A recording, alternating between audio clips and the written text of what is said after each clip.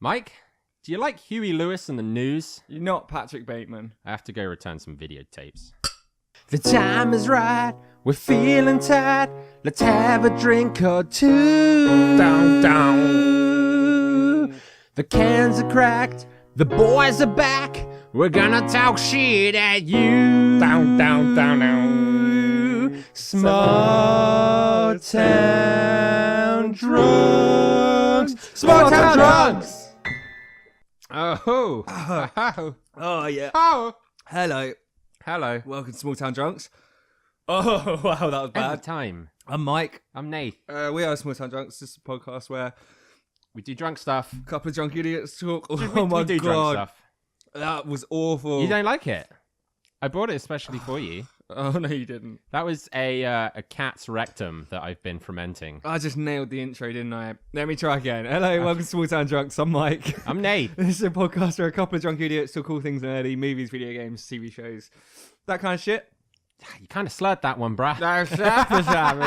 Oh man, I'm so tired. I'm so Yeah, tired. you've been working hard. Working so hard, You've 9 been- to 5. You've been on those knees. Hey. Scrubbing Oh, the okay. floor All right. of your kitchen It's a hard knock life. where mate. you suck dicks. Oh. That came round. That was a boomerang. It was a boomerang joke. Boomerang burn. Yeah. They're the best kind of burns. Yeah. That's a 70s show reference. No, I understood it without you explaining to me. Which is a callback to last week's episode. No, there was the week We are before that shouting now. already and we haven't even got drunk. You're shouting. No, I'm not shouting. You're shouting. Okay, I feel like this is. We've got Right. a lot of good energy here. Let's direct it in a positive way. Yeah. What are we drinking? What did you just shot? Captain Morgan's Spice Gold. Yeah, because we ran out. We ran out. We ran out of the whiskey. The big one. Finally, thank God. Thank God. And then we're I watching never want to it. drink it again. No, me neither. We're never going. Not for a long, long time. Not for a long. And we're drinking some fruity Copperbergs on the side Yeah, on the side. Ooh, yeah. to help wash it down. Yeah. You didn't really like that Spice Gold then? I think it just caught me off guard, man. Like, Everything catches you on guard, you little vomiter. oh no, like, I'm never gonna hit the end of that, am I? No. I mean, in full disclosure, I did throw up later on as in well. yeah. And no, it wasn't the Twitter picture of me looking like I was retching, which I probably was dry heaving Yeah, a you little were. bit. We went out and we had some more drinks, and his story of what happened. I had to leave early because I was in trouble. You were in big I trouble. was in big trouble. Boy, boy. I had to meet my girlfriend. And I came home and she shouted at me, and so I went to sleep on the floor. And she said, "What the fuck are you doing?" And I said, "I'm sleeping on the floor because I've been bad." And she said, "Just sleep in the fucking bed." So that happened.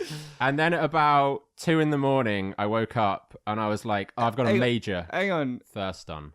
You remember throwing up in the bar, right? For like 15 minutes. No. No? You know we met our other friend Hooch? Yeah. Yeah, you disappeared to the bathroom. You're gone for a long, long time. And you came back and you were like, I've been being sick this entire time. Wow. At like 9 p.m, mate. This was early. Wow. Yeah, you were there for... Like, I sent him in to find you because I was concerned about you. Yeah, you had every right to be. You had every right to be.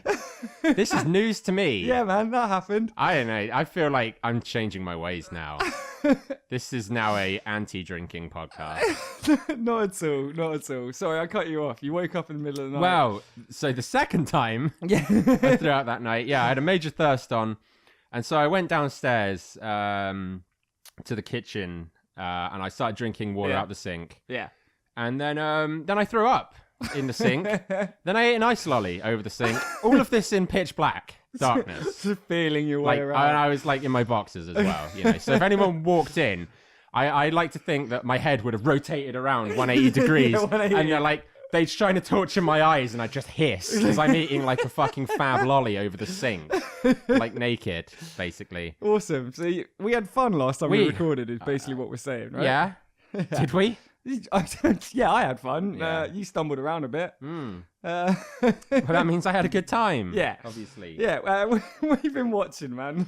So I've been watching something fairly new on Netflix. I think it still will be when it comes out. Dark Tourist. I don't know if it's tried to ram itself down your throat. Yeah, it has. I've avoided it Yeah. so far. It looks alright. I just haven't got around to It blew through Mark II. it. Is Like, it? Yeah, the Really? dude is like super Louis Theroux. They even reference it in like the last episode. Like really? some dude's just like, "Oh, you're just trying to be a knockoff Louis Theroux," and he's like, "Ah, that hurts." Because it's true. Because the dude, he's like this New Zealander, and I think he's kind of big on the comedy scene. New Zealandish? No, it's just New Zealander. Is it? Yeah. Oh, okay. Okay. Fair enough. Sorry, yeah, Right, he's trying to be. He's new on the scene. He's comedy something. Well, no, he's not new on. He's like new.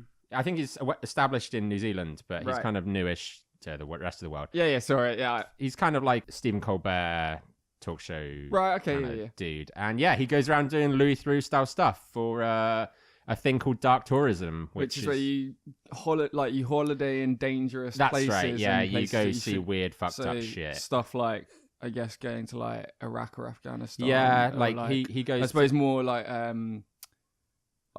Syria. Syria. Syria Yeah. would be a good example now. Yeah. Like going holidaying in Syria. Like, It's not just that. It's smaller as well. Like going on serial killer tours and like Right. around where all the serial killers. so it's did- just did generally stuff. dark stuff. Just like going, like because a holiday is meant to be like, relax, happy and go nice do beaches. something I want to do, and people are doing stuff they want to do, but most of it revolves around weird shit like death or murder drug gangs or right, yeah. Okay, yeah. And like some of them are pretty extreme. Yeah. Extreme. Extreme. Like he goes to like fucking I think it's Kazakhstan, Right. where like all the Russians tested all their fucking nuclear bombs and Yeah, stuff. and there's still huge fallout from that. Right? Yeah, exactly. And then like other stuff, he goes to like Mexico to go see a cult and stuff. Oh, really? It's like it's interesting. I enjoyed watching it. Yeah. Is it well made as well as just sort of It is being well kind of made. edgy? It is well made. Yeah, and is it's he got like production is he like behind it. engaging and interesting to watch? He is in a Louis Theroux style way. He's Right, kind okay, of yeah. awkward. He kind of like talks to these weird people who get their rocks off in like strange ways. yeah. Yeah.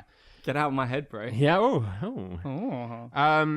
And yeah, I enjoyed it, but there was this part of me that when I was watching it, I was like, it's kind of, I don't know, like imagine watching this documentary, Yeah. and you're a family member of like this serial killer, and Right, then, like yeah. he's gone on this tour and he's making jokes about it. Or like your house was wiped out in the Japanese earthquake, the one that like broke the nuclear power plant and stuff. Yeah. And like you couldn't go back to your home and stuff. But he's like, I'm going on a tour to see what the fuck this is about. Yeah, And, like, and it's like a program for the Western world Yeah. where everything's fine and it's people in comfy homes. people having an ogle, Yeah, like kind of yeah. getting We kind of ta- like he's doing like we having touched a look. on it when we talked about Jeremy Carr before, where people like Yeah. to watch sort of stuff that. Yeah, I kind of see what you mean. That's it's a bit dark when you think about it it like is that. kind of. I couldn't shake that kind of feeling, but Yeah. then maybe I'm too sensitive. I don't know. You are a sensitive little boy. I cry when I make love. During, before, after? I'm the only one in the room to say. No, I meant all three. All three, yeah. yeah, that wasn't a question. That was a statement. That was a statement. That was a statement. What have you been watching? Love, Simon. Oh yes, So it's a film about. I know what it's about. Yeah, I'm well, down for with our the kids. audience, all three of them. There's 3 this week. Mm. So it's about basically a high school teenager who's been gay and he's sort of been hiding it for a while, and he becomes You email- can't say gay on the internet. yeah, he becomes homosexual. He You knows can't it. say that either. All right. I know what you're doing. You're poking me, so I say something inappropriate. What? Yeah, you You are. already said the inappropriate thing. Anyway, and he becomes like a pen pal Right. through emails with someone. Basically anonymously posts that they're gay in the high school, and he becomes pen pals with them through emails. Sure. It's really nice. So the person I was watching it with, she's kind of a bitch. She didn't like it. She found it too Right. cheesy and stuff. But for Yeah. me, so like, there's a lot of Was social. she not gay enough to understand it? Basically, yeah. Right, okay. Far too straight. Yeah. But it uses a lot of social media. It's very modernized. Yeah, like, yeah. So like where there's basically like a blog page where people post and it's for the high school, and it's where people post like embarrassing photos of You say kids it's from- modernized. Now you're talking about a blog? well, you know, it's Fucking 2003? it's like a Facebook feed or whatever, but then like they're pen pals through email. Like there's a lot of references to like Twitter and online culture and kind of Right. online bullying. Yeah. But The internet exists in this film. yeah, exactly. Okay. Yeah. Like to be honest, it's a pretty good view of like a teenage life. Sure. Like I guess. Mm-hmm. I mean, I wouldn't know. You wouldn't know. But what is really nice about it, what I thought is, so like the main character's gay. It's like a big part of it is all people accepting himself for being gay. Cool. And then he slowly starts telling like his closest friends, and then like he tells his parents, and his dad doesn't like it to start with, but then his dad like you kind of have the whole like, oh, you're still my son conversation. It's a feel good coming out film, right? Yeah, basically, yeah. And it's also a love story. Like it's really sweet, the kind of emails they send each other and stuff. But I thought it was really nice that, you know, we're in this kind of day and age of a bit more equality and diversity coming through film. And it's a good example. Like it's a film mainly aimed at sort of teenagers, I guess, but it sort of approaches homophobia and the idea of homosexuality in quite a sort of mature way, and also in a way that they can relate to it. Sure. And I enjoyed it. And also the performance is good. It's quite funny in parts. Like the kind of teenage bits are really funny. Yeah. Shot time, right? Yeah. I didn't finish bad. It's pretty slick. Like that's what I was like. It's quite a Hollywood take on this. It's not like such an indie flick. It seems quite high budget, but that took 2. Yeah. I didn't. I'm drinking out of a fucking egg cup. Yeah, I promise I will buy shot glasses one day. I also No money in the budget. I also rewatched Manchester by the Sea, Right? which I fucking have you seen it? No. Oh mate, come on, it's so good. Why would I want to watch that sex predator, Casey Affleck? What? Is he a sex predator? Yeah. Oh, he just ruined. All right, I won't talk about that anymore. I watched Coco. You know the the Day of the Dead. Day of the Dead. Is it Disney or is it Pixar? It's Pixar. Okay. Real good, man. Real good. Like a great. You know what Pixar do, where they take something sad and put a good spin on it and make it. Where they make you buy the hypno goggles and the headphones, and you wear them, and it just goes. You were enjoying a Pixar cartoon. Tell me a bad Pixar film. I can't because the goggles and the glasses the headphones do their thing. Coco's wicked. I have heard it's very good. Yeah, like again, it's kind of got those hidden kind of messages for kids and stuff. It's sort of about death and moving on and accepting death, and also about family and caring about your family and stuff. Like, there's a lot of. Because the main character's a toucan, right? Fuck you, Nathan. What? You know damn well that's Rio. Rio 2, bitch. But yeah, Coco's real good. If sure, like, I along the lines of Inside Out and Up, I would definitely. I hated Inside Out. Did you? Made me feel my feelings. It showed me that there are tiny balls inside me, not from another man. Oh, you are on one. This is going to be a bad episode. Bad as in good, as in like the kids. Bad as in like Michael Jackson's bad. Jesus Christ. No, I didn't mean with the kids. I meant he's got an album called Bad. I legit meant that. That is not how I took it. But no, anyway. I know it's not. And it's not how the kids took it. Oh, no. I can see your face. The horror. It's like watching or listening to the Hindenburg. Yeah, I'm madly trying to figure out how I can cut around this. Deflect. Yeah. I watched another thing on Netflix that has been rammed down your throat because I'm that much of a fucking sucker. Is it Final Space? It was Final Space. Yeah, that was the other thing I was going to mention. I enjoyed it. You enjoy it? Well. The first 5 episodes. I watched Final Space. Now you go. Now, oh, you know. No. Just making noises. We're like doing funny visual things, and then like looking at our microphones. We're like performing for a visual media that doesn't exist. We don't do that. So find someone else to listen to. Final Space. What do you there's think? 10 episodes. The first 5. Oh, don't spoil it. I've only seen 4. Okay. Well, I was gonna say the first 5. I was like, why am I still watching this? This is kind of lame. Yeah. And then the last 5, I really got into it. Oh, really? Yeah. The way, for anyone that doesn't know Final Space is, it's kind of like a mini Futurama. Yeah. That plays out in a kind of D&D campaign scenario. So you've got a character and he's a prisoner on a spaceship. Prison spaceship. But he's basically like put to work. Yeah. That is his prison sentence, isn't it? Put to work in space. And it's all automated. And kind of, he's kept in prison by robots essentially, but he goes out and works and he can kind of move the ship around where he needs to. Yeah, but he can't leave the ship. Yeah. And there's a big bad. He's searching for something, and the something he's searching for is this like tiny little puffy alien thing that makes cute noises that he finds, and then he like says he's going to protect the cute alien thing, and then he gets this like crew along the way of characters and stuff.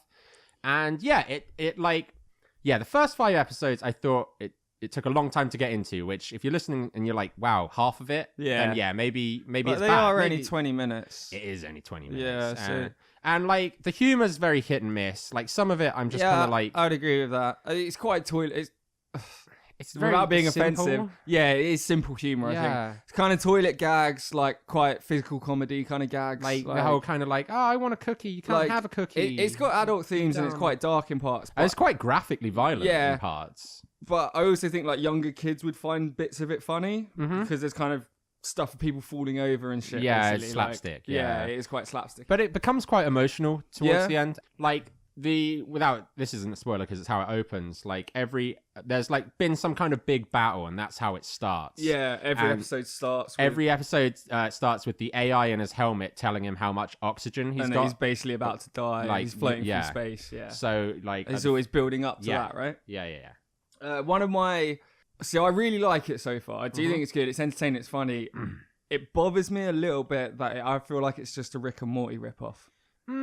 Yeah, kind of without the Rick. Yeah, like I don't know. I feel like if that script's been floating around for 10 years, the reason it's been made is because Rick and Morty's doing so well right now. Yeah, I could see that. Like, that's kind of how I feel. And I almost feel like that does it a bit of injustice because it is good and it is funny. It's fun. It's very I feel fun like it's and jumping light. on the bandwagon of a Rick and Morty style thing. I never thought of it as a Futurama thing because I think it's closer to Futurama. But we were talking about the kind of graphic violence and stuff. That's Rick and Morty. You know? Yeah. Like, a lot of people die in Rick and Morty. But I think character comparison-wise, like the tropes fit more with Futurama. Yeah, You've got like... Would you say it's some kind of blend of Futurama and Rick and Morty? Yeah, quite possibly. That's quite a good analogy for it, right? And now we're pissed.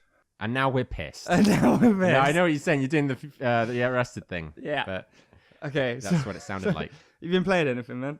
Yeah. You? Yeah. Cool. Should we move on? Yeah. I'm aware of the time. Where does it go? Is it a man-made construct? Have you played Heavy Rain? Just a quick note. Yeah, the PS3 game from years ago. Is it PS3? I don't know. I just downloaded it on PS4. It was like the free game of the month. It's like the one where you make all the the character choices. Jason. Oh, is it that game? Yeah. So I'm about to play it. I just downloaded it. I haven't played it. Jason. Cool. It's fun. It's like it is. You're in for just a lot of watching stuff. Yeah, I'm pretty. I think I'm gonna play it like kind of Telltale gamey. Yeah, I'm gonna play it with one of my mates, and we're kind of gonna. It's like watching a really long movie together. Yeah, kind of that. But you don't suck each other off halfway through. Oh, we do. Oh. Are we the friend? Am I the friend that you're gonna play it with? Damn straight. Oh. We have to postpone this podcast. We'll be right back. We'll be right back in about 14 hours when the game is done. Let's move on. Do you want to do the have you seen, or should I try and do mine? I thought we agreed you were going to do it.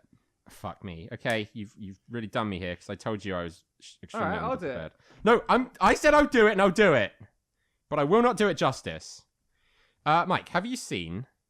Nath, have you seen? I'm trying to pull my notes up. Madly, yeah. I've never seen a man sweating so much over scrolling through his phone. What's the film even called? Have you seen a film called 10 Years? I have not. No. Do you like romantic comedies? You know I fucking love them. Yeah?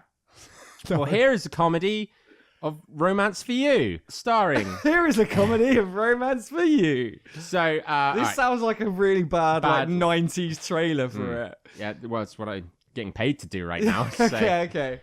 Is this film out yet? Yeah. This film's been out for like 7 years. So it came out in 2011.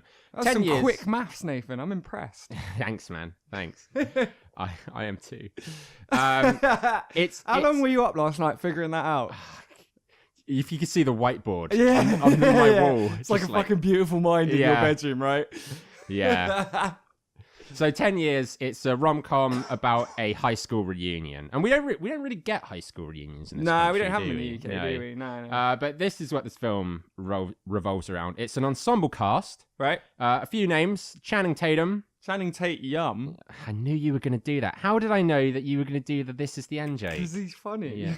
It's not funny. Unless I'm watching This Is the End and they say it, then it's funny. Then I'll want it to be funny. Anthony Mackie, Chris Pratt, Oscar Isaacs, Justin Long. That's a pretty big cast, Rosario man. Dawson. I guess Ron Livingston. 7 years ago, a lot Aubrey of those, Plaza. a lot of those are more famous now than they were 7 years ago. Yeah, some of them are. And also, it's kind of before Channing's like comedy. Yeah, where we realised that he had a sense of humour. Yeah. You're talking basically like 21 Jump Street, right? Basically, yeah. It's before he started doing all those roles and Yeah. taking the piss out of himself Yeah. and stuff like that. It was, during his heightened romantic comedy and romance films days. And so it's about a group of friends that meet to go to their high school reunion. And really? Oh, yeah. Basically, it focuses on their What's present. the timer at? Oh, shit. Shut time. Oh, yeah. They're getting easier for me. They are getting easier. Yeah, so it's 10 years, high school reunion, yeah? And Channing Tatum, he takes his current girlfriend, and one of the main controversies is, like, him and Rosario Dawson were the, like, homecoming king and queen. Right, they were the it couple of high school. Like, he's worried about his girlfriend and, like, how she's going to be hearing all this stuff about the two of them and his, like, feelings towards her and stuff. And then his best friend, Chris Pratt, like, goes along as well with him. They all go as, like, this big group. Right. And it deals with their present selves and their past selves. So, it makes a big thing about what they're doing now. Is it? So I feel like is it a 10-year reunion? It's a 10-year so, reunion. Yeah. Right, so they're, like, late 20s. Mm-hmm. Right. So, characters, yeah. Makes a big deal about... so, like, in the opening, it's about how successful or unsuccessful they're doing now compared to high school. And then I think kind of the main... if it has a message, because it's not really that deep, but it's kind of fun. Yeah, okay. Yeah. It's about, past and present self and how much really changes. Right, things like that. One of the bigger character kind of arcs and reveals in it is Chris Pratt. Like, his character is introduced and he's a family guy. Right. He's got a couple of kids. He's got his wife who he met in high school. He was like a bro dude, like, in high school. He Best was friend to the homecoming king. Yeah. And he basically goes off on one. He's like, oh, I can't wait to see everyone. And I was a real dick in high school. I was a real dick.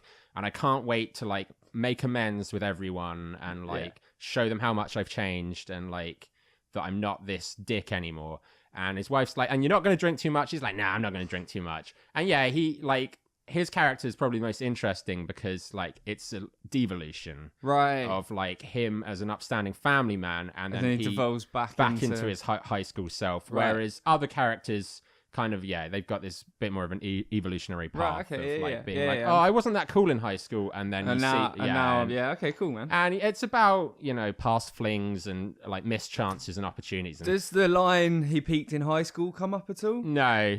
I think I'm going to get that tattooed on me somewhere. I peaked in high school. Yeah, because I did. You definitely did. Yeah. When you weren't even that cool in high school. You weren't even nearly cool in high school. I was a floater in high school. You were. And we're saying high school. It was secondary school yeah. for us. We're nerdier to say that. I was a floater. We were floaters. We could interchange with any. You were a floater, man. I was a floater. I prefer like, the term mingle. butterfly, social butterfly. Sorry. Yeah. That I don't have the poetic grace to call myself a butterfly. Because we fluttered between friendship groups. Well, I like to think I floated in the U-bend friendship. You more just kind of like fell and rolled and sort of scrabbled. Like, like take a really fat man, push him down a steep hill. Mm-hmm. That's kind of how Nath looked. Yeah. What? Fuck you. Okay. Oh man, I've just gone. I've gone some kind of mental attack there. Yeah, I'm fucked. You will be. Wow. Hey. All right, cool. So, does it play out in the high school reunion? Is the film set is it all set at the high school reunion? It's all pretty much and set it's at like the high kind school. of that night plays out. Yeah, this ensemble cast and, the lead players and stuff and how they want to show themselves now and how they're portrayed and their memory is portrayed from high school and stuff. Are there flashbacks in it then? No, not really. It's more conversational. Conversation, expositional, I guess you call it. It's not a work of art. But worth watching. Like it's fun. It's a fun, charming little film. Like it won't break down. It won't make you laugh, make you cry, change your life kind of thing. But I guess for me, like I'm quite interested to see a lot of actors who have gone on to do a lot more. Yeah, especially in the last sort of 4 years. A lot of the people you said, like Anthony Mackie, Chris Pratt especially, Aubrey Plaza. Yeah. In the last 3 or 4 years, have done a lot. They've done big stuff. Yeah. Yeah, like Chris Pratt's the obvious example, but there are. Yeah, this is still. I think it's got like Chubby Pratt in it, like really? Parks and Rec. Parks and Rec Pratt. I'm definitely interested to see that. Yeah, I'd say check it out. Like it's fun. It's nostalgic mainly. I think is the big draw for me. Yeah. I guess it's that kind of thing of like, how much do you really evolve from high school? I don't know. I don't know the answer to that. Maybe this film will tell you. I guess it's not. Nothing too long, nothing too heavy. Like, we kind of talk about those films quite a lot. Films that are just kind of nice to put on. They might not necessarwant be the best film in the world, but they're good to watch. It's nice to have a cuddle tea. Okay. I'll put it in that category. Hey, what are you doing later, man? You want to watch 10 Years? Yeah, you really do. Yeah. Okay, and then we can play Heavy Rain. Is that something to do? Why are you cuddling the shot glass? I don't think it's shot time yet. It's like 3 minutes off, but I'm nervous. You're like antsy over One thing I will say is I think even though Tatum's the lead, he's kind of boring in it. Like, is he? The other characters like I said more before, like he's hit his comedy stride. And that's a generalization I find of rom-coms. Rom-coms have the best supporting characters. They do, don't they? They really do. Because I guess the main story's boring. You know, the main couple are going to get together and fall. The best friend characters are always the funniest characters in rom-coms. What's that film? The 5-Year Engagement? Yeah. Is that it? Yeah. That's a great film. Yeah. And Jason Segal's friend, Seagulls? Segal. No, Segway. Seagulls. Segal is the... Steven Seagal. Yeah, that's the martial arts guy. Is it? Jason Segel is... Jason Segal. Oh, it doesn't matter. All right. But yeah, his friends in that are like one of the funniest parts. Yeah. What's behind you? I thought a small child just kind of tried to No. climb in the room. They haven't raided the studio like last sweet. time. They came in and just swept us off the soundstage. Cool, man. Yeah, 10 years. I hashed that pretty badly, I thought, but fuck it. No, I'm going to check it out. I'm going to check it out, and next week I'm going to tell you how wrong you were. Okay. So, this week, because in light of the Red Dead 2 Yeah, you want to do that Red again? Dead 2 Redemption trailer dropped. Gameplay trailer dropped. Yeah, with the big Non-cinema. gameplay trailer, which everyone's been looking forward to. Yeah. And it looks fantastic, right? Yes, it does. Red Dead Redemption 1 was quite a big game for us. We played it a lot as teenagers. Right? Yeah, it was in our, I think, peak gaming. It was our years. prime where all of us and our high school friends, I keep saying high school now, us and all our friends at school, we all had the same console and played online every night. And we had friends and stuff. Yeah, when we had friends back then. Yeah. So in light of that, we thought we'd talk about Rockstar, right? We would talk about Rockstar games, mainly the games that we played, and then we'll talk hopefully a little bit about GTA 5 and then upcoming Red Dead, if that's cool with everyone. Cool, nice. I'm going to start. Yeah. The year is 2000. The year is 2000. I'm at my friend's house. His mum Keyboard tones. His mum is making turkey dinosaurs for dinner. A mist comes across the low floor of the garden. And I'm like 8 years old. I'm already drunk. I just said a mist comes across the low floor of the garden. The low floor of the garden. Why is it a low floor? I'm 8 years old. I'm stood out in the garden by myself. The turkey dinosaurs smell delicious, but I am not allowed inside the house because of my skin color. No, I was. Basically, he's just like, do you want to play some computer games? I think the PS1's already out at this point. I've been playing like Gex Gecko and shit like that. My brother's got this computer game, he says. Yeah. Is it shot time? It is shot time. God, you're on it today. Yeah. Oh, yeah. He says, I got this computer game. We load it up. It's 1997's GTA 1. Right. Did you play GTA 1? I did not. I watched my older brother play. Right, yeah. So I'm very familiar with it. For people our age, it's an older brother game. Yeah. And it would stay that way until I was smart enough to trick my mom into buying me a GTA title. Yeah, for sure. Yeah, so GTA 1 came first. Pretty adult game. I think it was like one of the kind of more breakthrough adult games. Yeah, not graphically adult because of the graphic limitations. Yeah, and of stuff. course. Yeah, but use top-down boxes. Yeah, in but terms of themes, story, and characters, themes, language. Yeah, so that takes off. I never played GTA 2. Did you? No. I think our generation. I guess I played GTA 1 a bit as a nostalgia thing, but the time I really got into Rockstar was GTA 3. Because that was a bit of a game changer in the game industry, I think. It was, because, I think there had been kind of like 15, 18 games out there. There wasn't many of them. And then, GTA 3 comes along. It's 3D.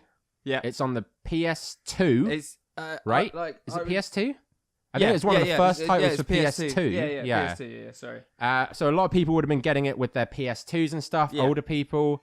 And so as far as I remember, it was one of the first console kind of open world sandboxy games, right? Like the idea of playing a character and being able to run around a living, breathing city, steal whatever car you wanted, like shoot whoever you wanted, like, and also have a story and stuff like that. Yeah, with the missions. Yeah, but the missions aren't continuous. You go to them. That's now like a blueprint that is replicated. Well, there's a again. reason why the term GTA clone exists. Yeah, because they did it and they did it well. But okay, so we're getting a bit ahead of ourselves. Do you want to tell me like who Rockstar are, or where they came from? Or Sorry, yeah. So Rockstar, I think it was founded by the Hauser brothers, right?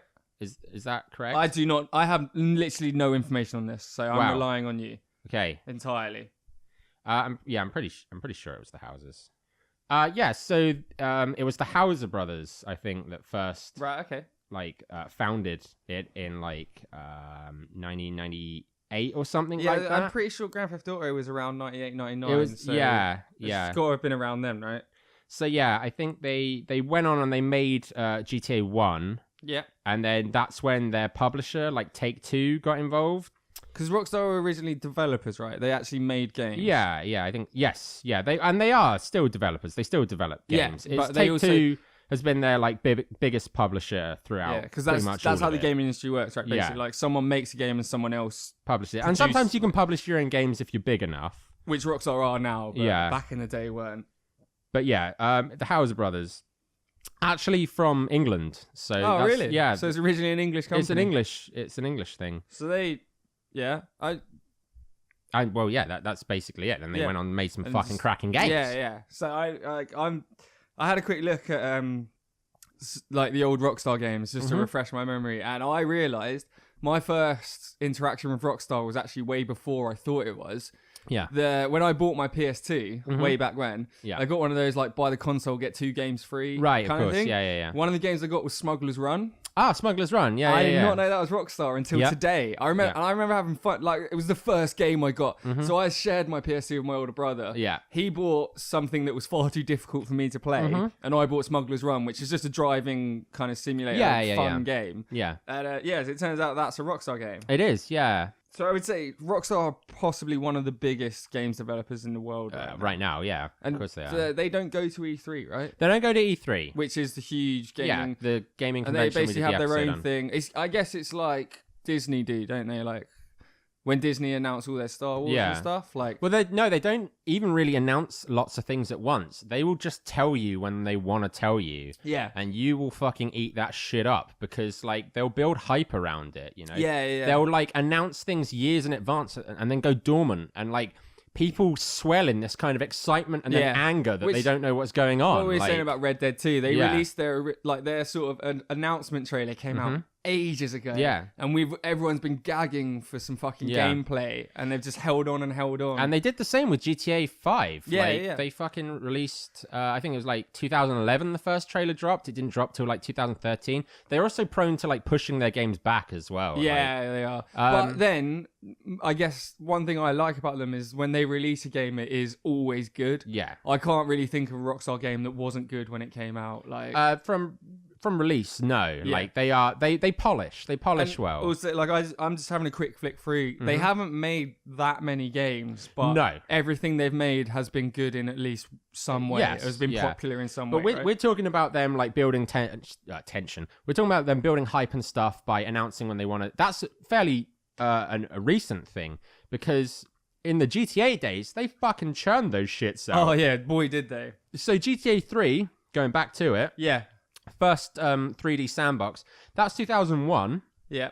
By 2002, you had Vice City. Right, yeah. And I feel like that's when they really start playing with the theme and flavor of their games. Vice City's one of your favorites, right? Yeah, it is. Because you're a big, like, Scarface kind of 80s. 80s guy, like Vaporware and fucking, like, all this resurgence in 80s stuff. Yeah. You know about that that's going on? Yeah. Outrun and stuff like that. I'm big in that, and I think Vice City is the first kind of taste of, like, 80s culture media that I got. Like, because it's a culmination of, like you said, Scarface, gangster music, films, like, 80s music, Miami. You know, and all the characters are very sort of they're very 80s. yeah, yeah, and they would fit into all the Yeah. tropes and stuff of that. I also feel like they go for more of a theme than GTA 3. 3 is like their own sort of story and stuff. Like when you it's go very back grey and- and dark, and Yeah. it's like this is a gangster.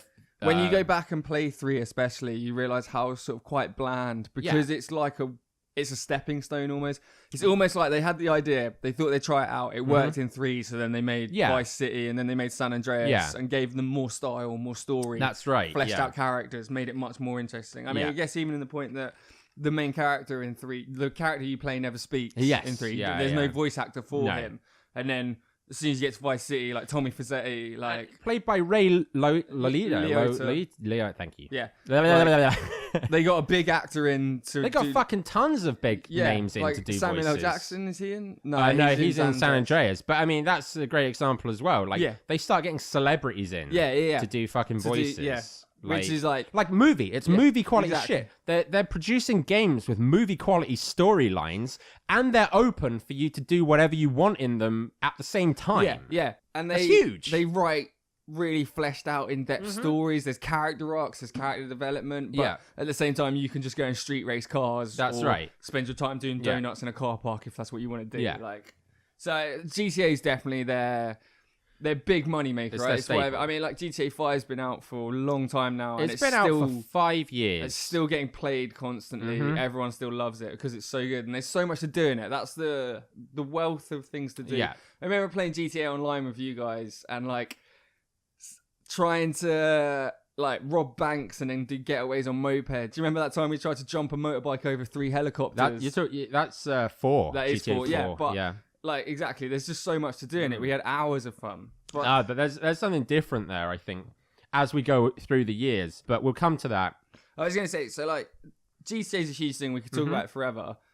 Do you want to talk about our favourite Rockstar games? Sure. Ones that we played a lot as a kid, or like in amongst them doing like Vice City and San Andreas. San Andreas is my favourite GTA, by the way. Yeah, I think it's the best. I think it's by far the best. Yeah. Best story, best characters. At the time was so groundbreaking, and like the size of the map, the amount of playtime it presented. So much humor. I played that when it came out. Like, I didn't get it day one. I remember, God, what year did it come out? It came out in 2004. Right, yeah. So I would have been like fucking 13 or something. Yeah. Like, still getting them wet dreams.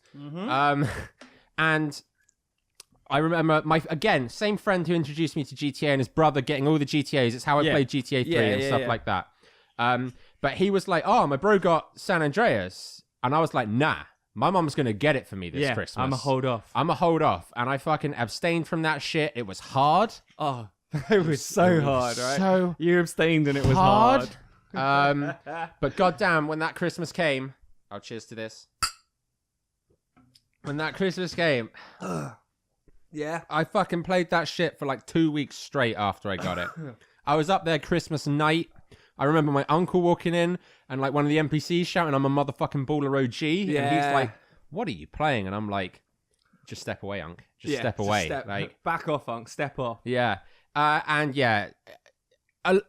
was playing it back then, and so many of the jokes and stuff and the writing was way over your head, way over my head. And I've gone back and I've played it over the years, and like it's fucking hilarious. Oh, mate, it's so funny. Those games are hilarious. Yeah. The characters, the writing is so good, and like, so San Andreas leans a lot on like Boys in the Hood and Menace to Society. Yeah, Menace to Society and Boys in the Hood. Yeah, leans on that and kind of takes characters from them, like and you know the whole kind of like '92 rap game in like South Central straight LA. out of Compton. Yeah, NWA and like kind of the riots and stuff. Yeah. But around that time as well, my dad gave me a game for PS2, State of Emergency. You ever play State of Emergency? I did. Yes. It was about looting and rioting, right? Like, it was really super antisocial. It was, but I remember that you basically played a level in a shopping mall, and there's like a riot going on. Well, every level was a different riot. Yeah, and you got chose points your character, for smashing stuff. Yeah, up. and you had like a 5-minute time limit to cause as much destruction. Yeah. Like, how antisocial is that? Like, well, I guess as a teenager, like so much angst. fun, so much angst. Yeah, like such a fun way to get it out. Like run around a shopping mall and throw chairs through shops and stuff. Like, yeah, and you get points, and like you had to like build your score and you stuff. had to fight different people. Yeah, I'll move us along because we've been going a while. I don't want to mention it. The Warriors. That's all I'll say. Huge game for us. Huge our game for us. childhoods. There's going to be a whole episode on that, as we've said like So 7 times. You have just jumped past, I think, what is my favourite Rockstar game ever. Go for it. Which is Red Dead Revolver.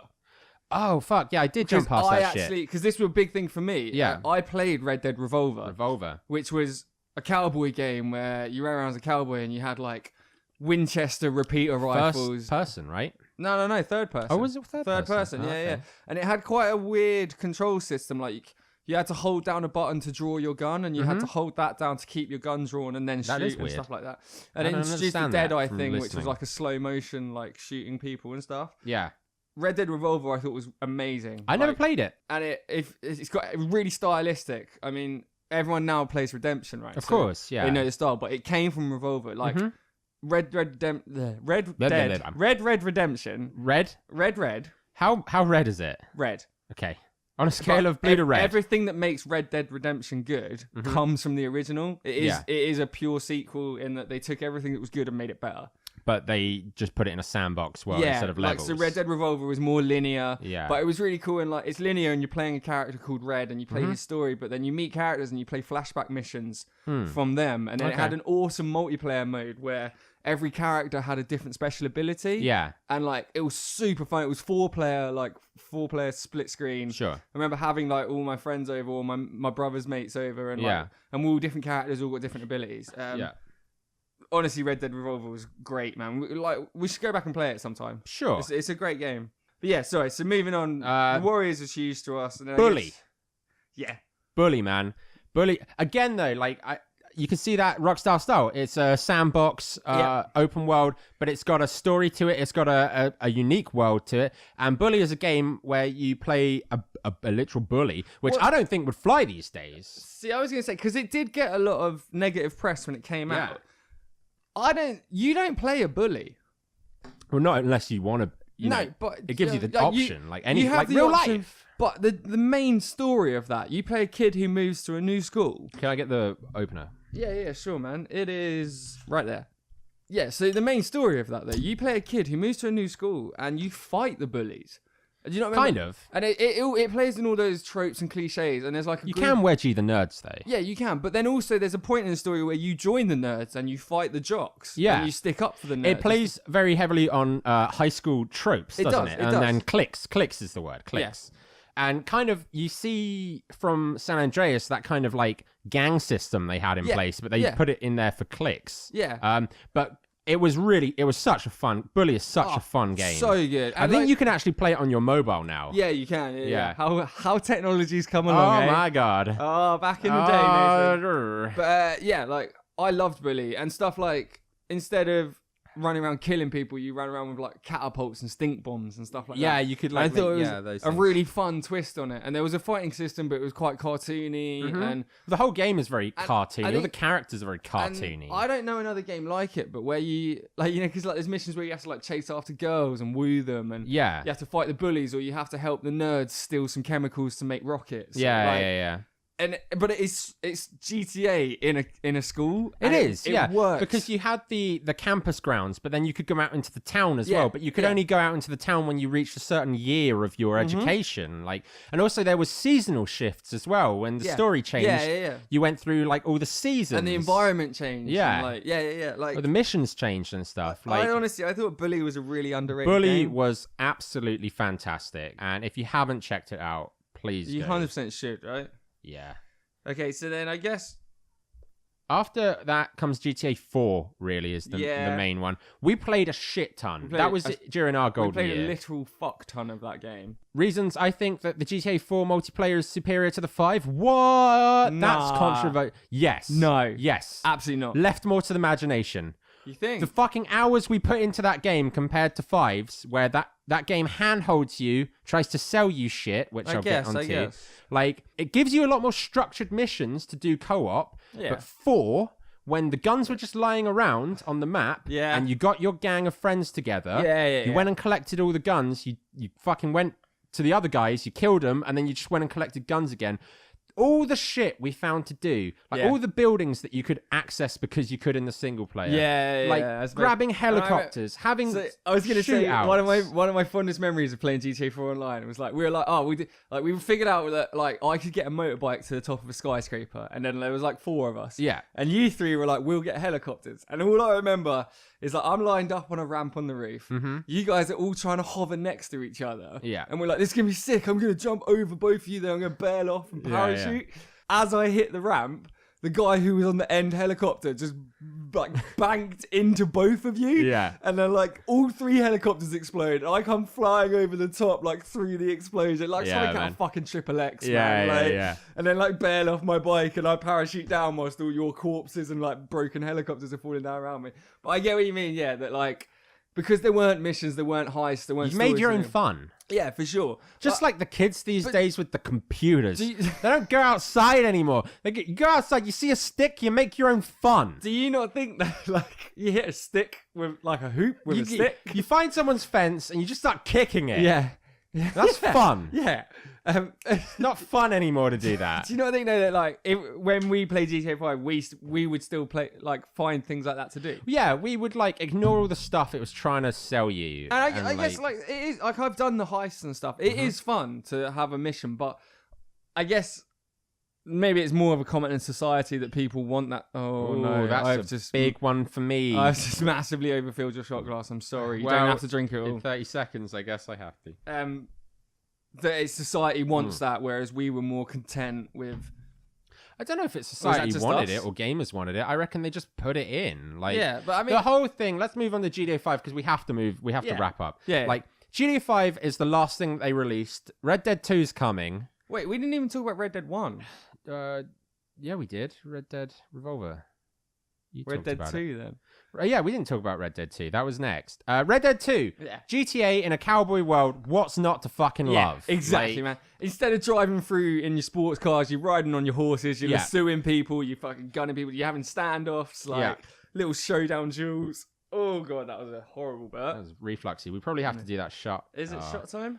I only do half of it, man. I'm sorry. I'm spinning. Oh, yeah. They're flowing now. Yeah, I think, to be honest, because I was unaware of Red Dead, and then you got, like, all my friends were like, it's GTA, but cowboys. That's and I was right. like, I'm going to love this.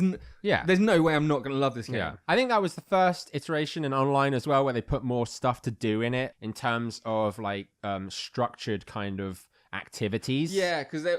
like random encounters, and stuff like that kind of happened, and there were fortresses to take over. That's right. Yeah. Kind of fun being cowboys and trying to defend a town from bandits, and you got bounties, and you could hunt people. all being the bandits and running away from the law and stuff like. But there was systems in place for all that kind of stuff to make sure that you got points and XP and money for it all. So. Yeah. Whereas with Forza Online, you just kind of just killed each other. Yeah, true. Like for funsies all the time. Like it was kind of before the word troll was as prominent as it is now. Yeah, you would get trolls on 4 a lot. People just showed up and just killed you all. Like but then we'd bait them. We'd go on 4. We'd find a building you could go inside, and like one of us would go out, lead the rest back, and then we had taken up defensible positions. We would, and then just like defensive.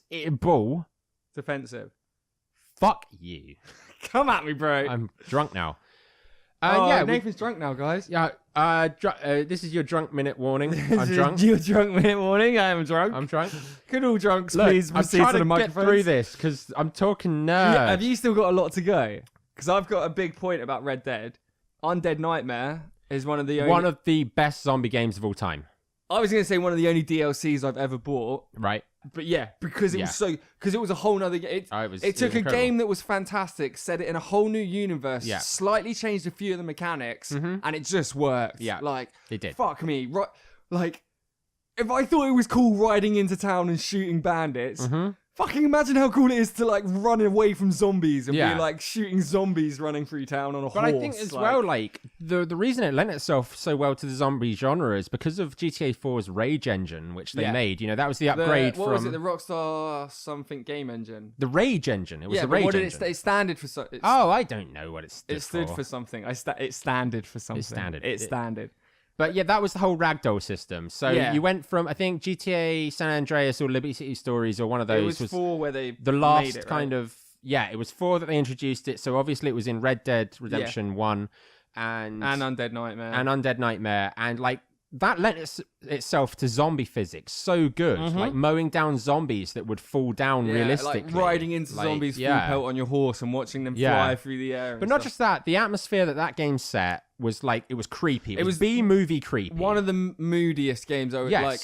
Riding your horse, like slowly walking your horse through the swamplands, and there's like a low mist, and at any point some zombies. That's right. The dynamic it added that I thought was really good was ammo became really rare. So like it like you couldn't just ride in and shoot everything like a cowboy movie. You did have to play it a bit more sensibly. Right. And yeah. And I honestly, Undead Nightmare I think is one of the greatest expansions because also like for me a lot of DLCs and expansion packs don't actually change that much. They don't.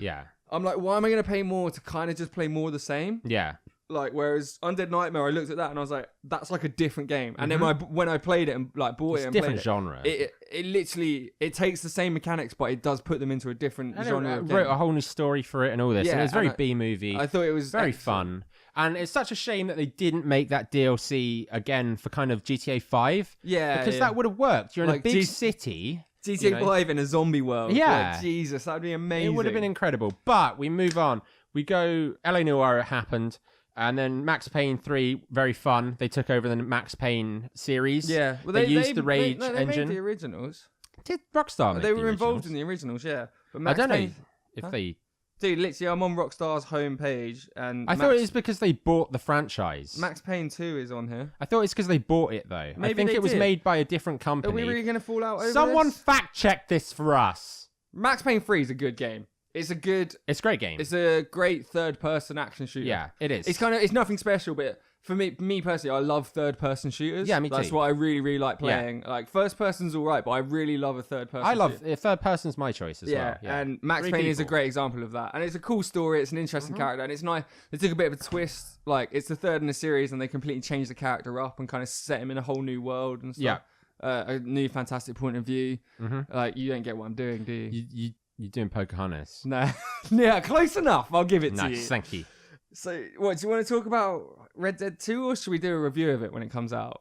We'll talk more Red Dead 2 when it comes out. It's looking great. My big questions are, how are they going to monetize it? Because I've got a big old fucking hard one for microtransactions and stuff. Hard one is how much you hate them. You want to hate fucking microtransaction, right? I want to skull fuck its eyeball. Yeah. Oh, wow. Yeah. Wow, I set you up and you just went miles past what I was saying. I did do that. You did. You did do that. I did do that. Did you do that? GTA 5 happened. The story was pretty good. Like, it was great. Yeah. I didn't really dig the whole 3 protagonist thing. I felt none of them were really that fulfilled because of that fact. Yeah, I guess. I felt like I didn't really care about any of them because I could choose any of them at any time. Yeah, and that kind of like watered them down. Kind of attached to a character when you keep getting thrown around. Yeah, okay. And then kind of what happened is GTA Online happened. They were like, you can do the heists, you can do all these missions, you can make money, you can play the fucking Sims. Yeah, on this online GTA world. Yeah, and I was excited at first, and then what happens is they basically had the shark cards, and it was like, you're never going to buy it. That's the microtransaction. That's your currency. That's your Disney dollars. I guess the whole, you don't need it. You don't, you can buy this thing in real life and get loads of money in game, but you don't really need it. You don't really need it. You can get enough money playing. We're talking like 2013 at this point. So whatever, fuck it. And then basically the game blew up. They sold so many fucking copies of that game. I'm pretty sure as of right now, it's the highest selling media thing. So the media thing, like it's made the most money ever. It wins. It wins. It fucking wins. Not only that, but it came out on 360 and PS3. Yeah. Then they brought it out on Xbox One and PS4. And then they brought it out on PC. Yeah, they fucking sold that game 3 times to some people, and chumps bought it up. I bought it twice, for fuck's sake. Yeah. And then not only that, but they realized that if they can push content out, which cost in-game money, but they start to inflate the price of things. Yeah. It's a very clever way of doing microtransactions. Yeah. Because they still have the argument of, you don't have to pay any real money. You can just play the games, and you can just buy have to your things. grind a little bit, and you make money, and you can buy the stuff. But in reality, the new stuff they release is so expensive that if you ever want to own any of it, you do have to buy these cards that give you in-game currency. Or you fucking grind for hours and hours and hours. Yeah, they created the grind, but it didn't start off as a grind. They created gradually over the last it. 2 or 3 years. Yes. I totally agree with you, but I would argue GTA 5 also has so much to offer without any of that. It did. You think what's changed though? What, because they've added a few new vehicles now? It's not just a few new vehicles. No, I know, but this is kind of how I look at it. I can still go online without any of the new stuff they've released in the last 4 years and have a wicked time driving sports cars around with my mates, blowing stuff up. Yeah, but you can't. Are you gonna own the fucking hover tank or whatever it is? I guess got some ridiculous. There's a guy with like a Sam rocket launcher. Hover tank doesn't exist. That's a disclaimer. You made that up. Yeah, I made that up. But like, there's flying bikes in it. There's like flying Tron bikes. There's fucking flying cars. There's all this shit, There's fucking all this shit. There's all this shit that basically you haven't got a cat in hell's chance of like in the free roam. Yeah. Like you. And anything that they introduce, like the warehouse system to make money where you have to do cargo runs. Yeah. You've got some 14-year-old that's gone, Mom, what's your credit card number again? Yeah. Banged it in, got the fucking Hydra jet, and he's just like killing you over and over because fuck you, that's why. Because fuck you, that's why. And yes, there is an argument to be made that these people that buy stuff, they fund the future content, right? You don't have to. Yeah, for sure like you said, do. All these updates are free. You don't have to pay a cent for all of it. But also, you don't get access to any of it. You can play for a few hours and you earn your in-game wage after you've been at work all day, earning your fucking real wage. I agree with you that. But maybe I'm just a salty man child. I feel maybe like this is a game for fucking 14-year-olds that have all that time. And I'm 26, and there's people saying, Nathan, when are you going to move out your mum's fucking house? And I'm going. No, the problem is 13-year-olds. They just use their mum's credit card. My mum won't let me have her credit card details. Maybe that's why I'm salty. Who knows? I guess. For me, it's because I don't game as much as you do. For me, it's an interesting middle ground. Exactly. You grew out of it, right? No. But for me, it's an interesting middle ground because you got a job. It's not the same as like EA do, where it's pay to win. No. But it is definitely pay to experience more and have more fun. Yeah. But it's not balanced, but it doesn't matter that it's not balanced. I can't hate Rockstar for what they're doing because by no means is it anywhere near as bad as what a lot of other companies are doing for loot boxes and stuff. But I also agree that it's like a sneaky way of doing kind of pay to win kind of for that online thing. Like if you're approaching online and think like, I want to be top dog with the guy with all the guns and the cars and the blah. Yeah. Let's do a shot. Then I got a newsflash. You're going to have to pay real money for it because there's some rich fucking kid halfway around the world who's buying it all, and that's how he gets his rocks off, I suppose the other side is kind of what you were saying there, like, we are a bit older, we have jobs, we have other shit in life, like, if you don't like it, don't buy it, Yeah, I suppose that's the other thing. They're not forcing you. Kind of what I was saying. Yeah. You can have fun on GTA 5 online without any of those additional... Keep picking up the same empty can, shaking You've literally done it like 10 times. Yeah. And just as we talk about Red Dead a little bit, it's interesting to see. I mean, what they're going to do to it. How are they going to monetize it? Yeah, okay. Are you going to upgrade your horse? Because a guy that likes his cars will buy money for his mods, for his car mods to make them unique. A brown horse and a black horse is still a fucking horse, but in the original Red Dead, there were like the 4 horses of the apocalypse, and then there was like a unicorn you could capture and stuff. That was Undead Nightmare. Was it? Yeah, that was unicorn? Undead Nightmare. But if they add all that shit, what are they doing? Like, is it really a grounded, gritty Western? Yeah. Or are they going to take that shit to fantastical heights? So far from what I've seen there, I think even if they add pay-to-win DLC kind of shit, loot box kind of stuff, the core game looks fantastic. The single player does look fantastic. And if we go by their history, they've provided. I don't feel like they've got the fuck. They should provide. They've made so much money that they could fucking put some. One of the reasons they've made so much money because I've never felt with Rockstar that they've released a game that was half finished and then tried to release the other half as DLC. I agree. I agree with that. I agree with that. They've released a fully complete game that is fantastic, that has a great story, that has hours of gameplay, and then later on they've gone, oh, we thought of this and we've added it. Yeah. If you like, unless you're GTA 5, where they were like, oh, we might do a single player DLC, and then they were like, wait a minute, online makes too much money. Yeah, fuck you, single player chumps. That's where I worry. Like the single player elements so far looking great. How much of them do we really get though before it's like, there's your sideshow, onto the main event, online, now give us your fucking money. I like to naively believe Rockstar aren't dumb enough to release half a game, because like exactly what I just said. But it wouldn't be half a game anymore. Single player, they're trying to phase out single player. Nah, I don't think that will ever happen. I honestly don't think that will ever happen. You've already, in the next COD, no single player. Yeah, that's fucking COD. We're talking about Rockstar. Think of the amount of work. Rockstar, which made billions off multiplayer alone. But also Look, released. Is this becoming an hour 20 podcast every time? No. We have to move on. Right, let's move on. Let's 100% move on. Questionnaire. This week, our questions come from good friend Adam Queenie, who filled out the questionnaire. Yeah, so we've known Ads for a while. Long time. He was in our street gang. We'll tell that story another time. He's also in a band. He's recently started his own podcast. They have. It's called Let's Talk BS. Yeah. We'll plug that at the end, I guess. Sure. I have a small warning, though. In the description, it says you drink some beers. Don't drink beers. That's our thing. Yeah. Just fuck off, guys. The rest of it, you're fine. But you're Reed, go fuck yourself, mate. Wow. This guy right here took it to a whole new level. I thought I was going to take 11. I thought I was going to take it to a new level as well, but I didn't. I'm just getting started. Right. Can we have some questions, please? Sorry. If you just knocked all the beers. Luckily, they're open. If not you're open. here drinking with us right now, what alcoholic would your drink of alcohol choice be? Alcohol choice. What's your alcohol?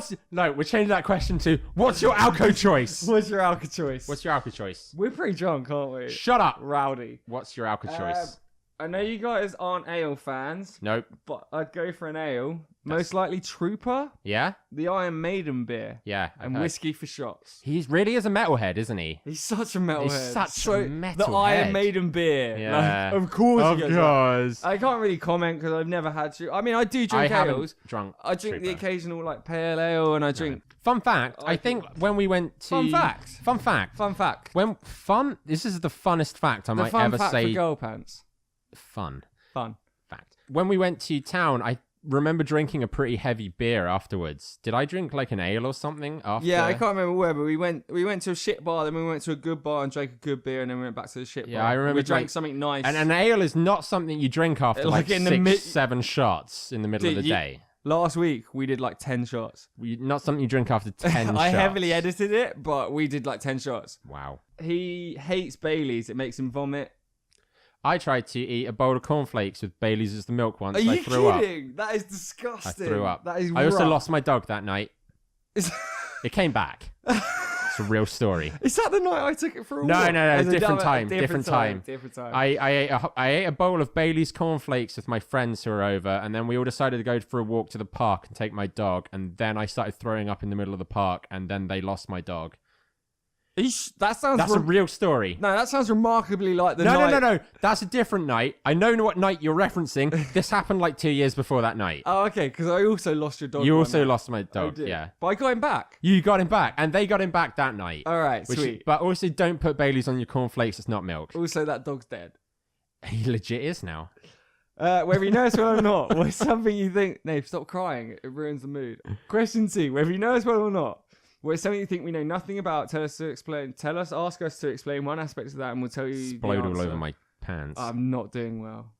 What's your thing? What are you saying to me right now? The life of Mozart. Tell me about the life of Mozart right now. Well, it all starts in fucking 1986 when Mozart gets his first pair of Converse. Yeah. From then, he's doing fucking sick kickflips all across the New Jersey Mall. And like tagging like mad. Mall of America. All over America. That's where it happens. Yeah. Then he sits down, he writes some composiums and some other stuff. With sick beats in them. Like Lots of synth. a lot of like Heavy.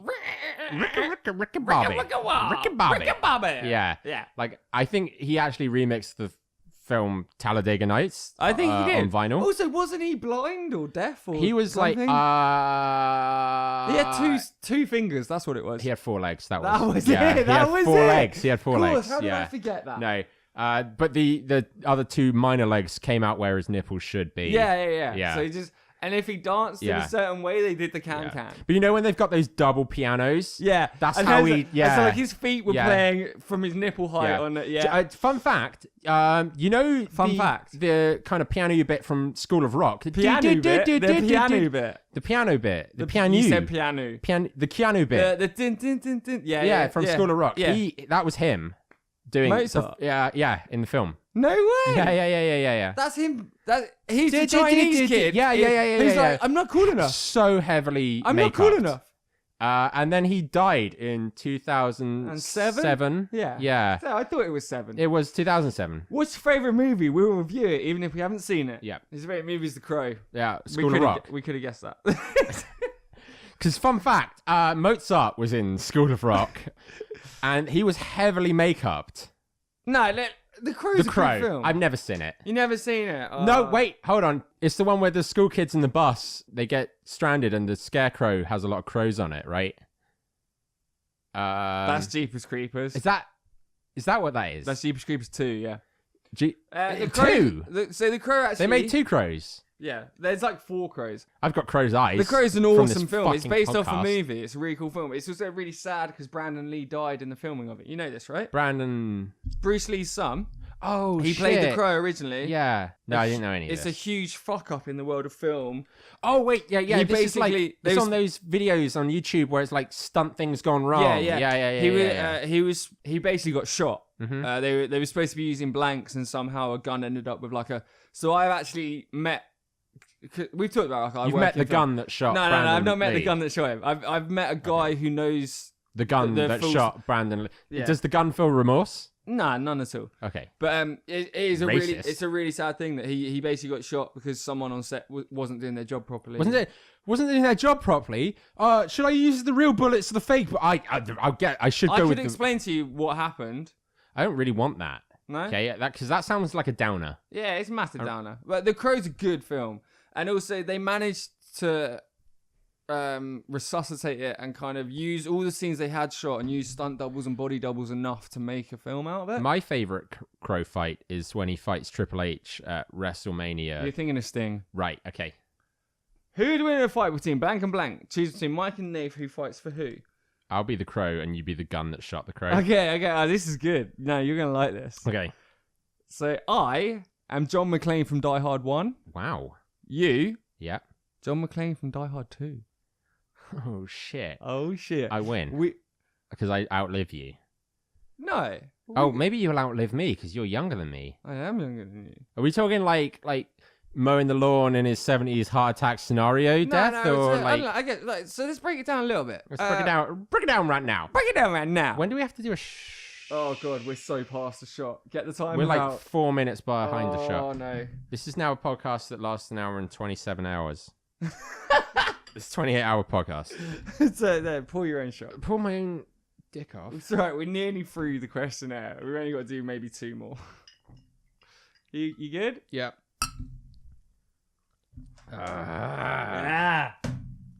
Right. Mighty wings. So which Die Hard, 1 or 2, does John McClane go through the most pain? 1.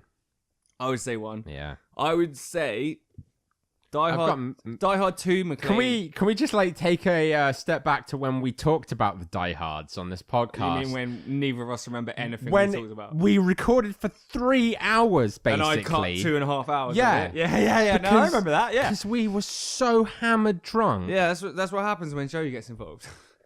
What happens when it's January? January, the full moon of months. So can we agree that I would say personally I would say McClane Die Hard 2 cooler, more slick, like more I feel one-liners. like he knows how to fluff more paperwork in Die Hard 2. If he's McClane Die Hard 1 tougher, takes a better beating. he takes a beating I mean, for sure. But Die Hard 2, he manages to walk away being like, I just shot 2 guys in your baggage handling area. You know? I love Yep. Die Hard 2 is my favourite yippee-ki-yay motherfucker. When he lights the When he plane. lights the jet fuel yeah. and blows All right, the I plane win up. then. No, I win. No. I run over glass, you put it out my literally feet, just and said I throw. your coolest Die Hard moment was that, so I throw win. him off. I throw Hans Gruber off the roof. I win. Alan Rickman didn't even want to be there. His first big role when he was already like 40. He didn't even want to be there. Ask us 5 questions. They'll be about anything. We'll answer them. Will we ever have the hoverboard? Yeah. 100% Next question. We will. 100% we will. If you had the offer of not drinking alcohol for a whole year and getting £1 billion at the end of the year, would you do it? No. Fuck no. Come What on, kind mate. of You know it's better than kind that, of Adam. sick freak asks? What kind of animal would ask a question like It's that? just you. Yeah. Are there aliens in Area 51? 51. Aliens. Extraterrestrial life, no. I think we've talked about this, right? What, in our free time? But we both talked. When we were watching Heavy Rain, I couldn't speak. My mouth was full. Full of what? Rain. My dick. What? We've talked about Come before how we both fully believe there's life in the universe. In the universe, sure, but I feel Has like... it landed at Area No. 51? Has the American government covered up? I think we mentioned this before. Really? Do we not agree that there's been unexplained aerial... I feel like maybe possibly you're from the government now telling me how I should think. But I think we both agreed that everything that could be extraterrestrial, UFOs and stuff, we both agree that they're probably secret projects by some government. Yes, yeah, Like, no, I definitely, I think that. Everything yeah. that's been... my opinion. Yeah. Everything that's been caught on film that everyone's like, oh, it's a UFO, it's probably just some stealth fighter jet Yes, that a government doesn't want to talk Yeah. about. Like, It's some way to bomb poor people. yeah. Yeah. I don't think Area 51's... If I had to like give a definitive answer, I would say that I think Area 51 is basically like a science research army base for It's like America. a weapons development Yeah, exactly. center. Where they're probably trying to develop some kind of Stealth. aeroplane Yeah. that is completely stealth, Yeah. that people will think is a UFO and blah blah. Like, I don't think there's alien bodies No. there. No, I don't think so either. I like that question, though. Yeah, I actually really like Good that. question. Thanks, man. Did you know they scan the white bits in barcodes and not the black bits? Racist much? Honestly, I did not know that. Is that true? I didn't know that either. If that's not true, I'm going to come to your house and kick the shit out of you. If it is true, that's really interesting. So You were looking they at me actually when you just said scan- that. Are you talking to me? No, I'm talking to. I'm Thank talking God. to Adam. Yeah, no. That is quite interesting. I suppose that makes sense. That the scanner reads like the bits coming through rather than the bits that are blocked out. Does that make? That kind of does make sense. I mean, I don't really understand how barcodes work in Neither general. do I. I kind of don't feel like I need to. I do not care. Is how I think feel. that's it. That's I don't it. care. Nail on the head. I don't care. If Good you question. If you had a pet dinosaur, what would you name it? Probably something really dumb. Steve. See, I'd call him... Wait. What kind of dinosaur? Shit, man. You're really... Shit, man. You're really You're fucking... fucking me up tonight. I know. I'd probably... You only got part of it for like 10 more minutes. I'd probably get like a stego. Dude, I'd love a stego. I'd love a stego. I feel like a baby Or a stego. triceratops. Like Triceratops is my second choice. Yeah. Stego is number 1 for me. Yeah. Triceratops second. Yeah. And I'd probably give him like a full name. I'd have to call him like Dr. David Buckman or something. Yeah, okay, you know? yeah. It's like, alright. I'm a real fan of pet owners that name their Like pets ridiculous names. like full So names. It has to know like they have to have like a title and everything. If like, I ever when I own a dog, yeah, he will be called Good Sir Mr. Scruffles Batman the Third. I don't think that dog will come to you. Batman for short. Right. 'Cause I really wanna be in a it will park. respond to Batman. Yeah, because I want to be in a park and everyone's like, Spotty, come here, or Snatch, come here, and I'll be like, Batman, here, like, and I'm gonna train this dog super well to reply to Batman, but his full name will be Good Sir Mr. Scruffles Batman the Third.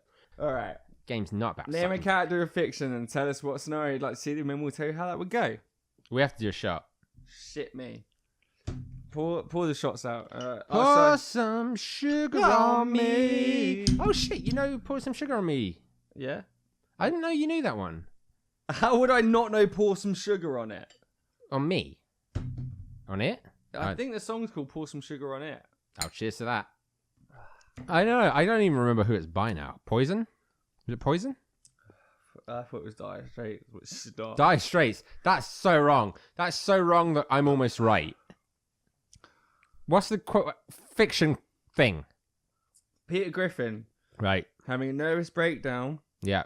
to his therapist, Winnie the Pooh, because he doesn't want to be remembered as that fat guy with balls for a chin when he dies.